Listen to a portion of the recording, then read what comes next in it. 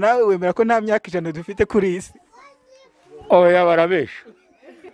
Nta muntu umenye igihe azamara. Nanjye urabona ngeze kuri iyi myaka, ariko ubu ndi kuvuga ngo ishize n'isigaye birangana. Naho umwana kuvuga ngo aramara iminsi 2.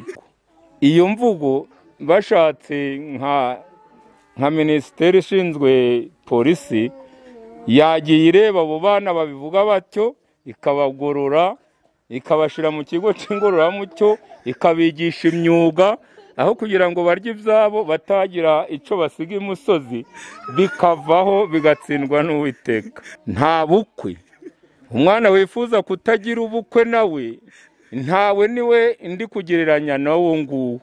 None se atagize ubukwe ababuzukuru nababona nababona ntababuzukuru banjye urareba mpagaze imbere muri riterambere. Ubundi kutigabira agatsindwa.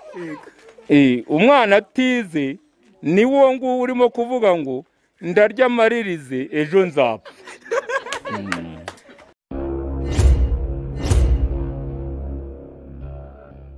Muze reka tugushimire rero kubwo ibitekerezo ndetse n'ibiganiro tugiranye, ariko noneho tubwiye ko ufite imyaka 85.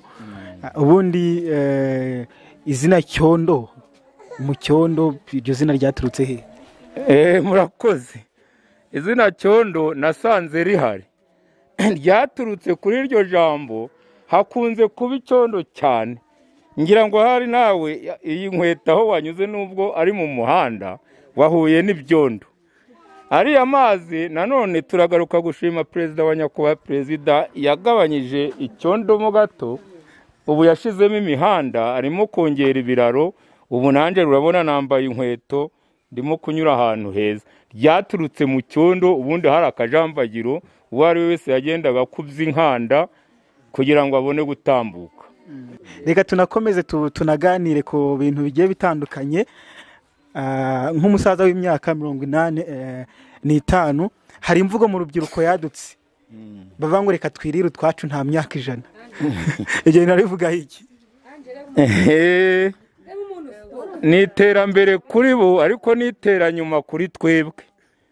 Nta mwana wavuga ngo reka yirire ibyo agende ntaca asize imusozi. Ahubwo iyo mvugo bashatse nka minisiteri ishinzwe polisi yagiye ireba abo bana babivuga batyo, ikabagorora, ikabashira mu kigo cy'ingororamucyo, ikabigisha imyuga, aho kugira ngo barye ibyabo batagira ico basiga imusozi, bikavaho bigatsindwa n'Uwiteka.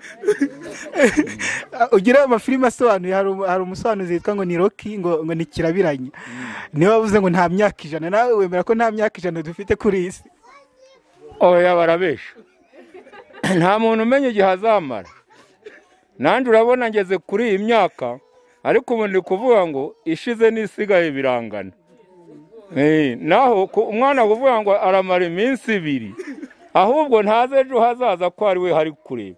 Hari igihe azaramba, niyo mpamvu yagombye kuzigama kugira ngo namara kugera mu zabukuru hazamugoboke hahandi heza yazigamye. Noneho minisiteri ishinzwe polisi uwo mugabo izamujyane mu kigo ngororamuco. Umwana wese wifuza ko yarya uwo munsi akamaririza, namusabira aho hantu. Ayomuze. Ari ibindi bintu bigezweho nanone bita ngo ni nta gikwe, ngo nta bukwe, aho bashishikariza abantu kudakora ubukwe. Nanone muri iyo mvuga ibyo byo wabivuga iki? Mbese ngira ngo hari bimwe bidusanga aho twicaye. Nta bukwe umwana wifuza kutagira ubukwe nawe ntawe niwe ndi kugereranya nawo nguwo. None se atagize ubukwe ababuzukuru nababona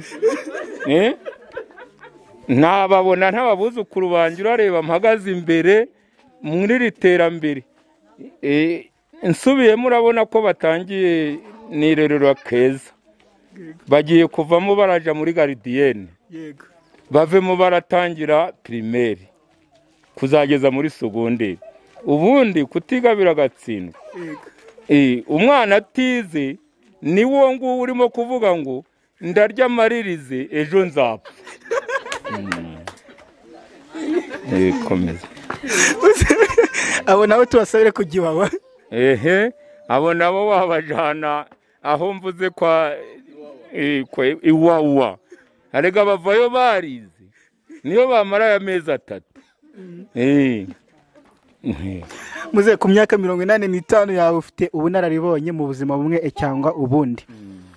Abundi iyo witegereje urubyiruko rw'ino minsi mukanarugereranya n'urubyiruko ntawe ukiri urubyiruko muri ya myaka ya kera, ubona itandukaniro ari rihe? Itandukaniro ry'urubyiruko rwa none n'urwa kera rirahari. Twabyirutse turi abasore, bashiki bacu babaga mu ngo nta hantu bajyaga,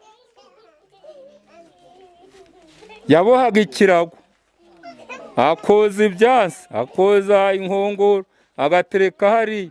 Nta mukobwa w'ico gihe wagendaga nk'ubu ngubu warahaguruka kwa se na nyina nta hantu abwiye nyina ngo aragiye cyangwa se.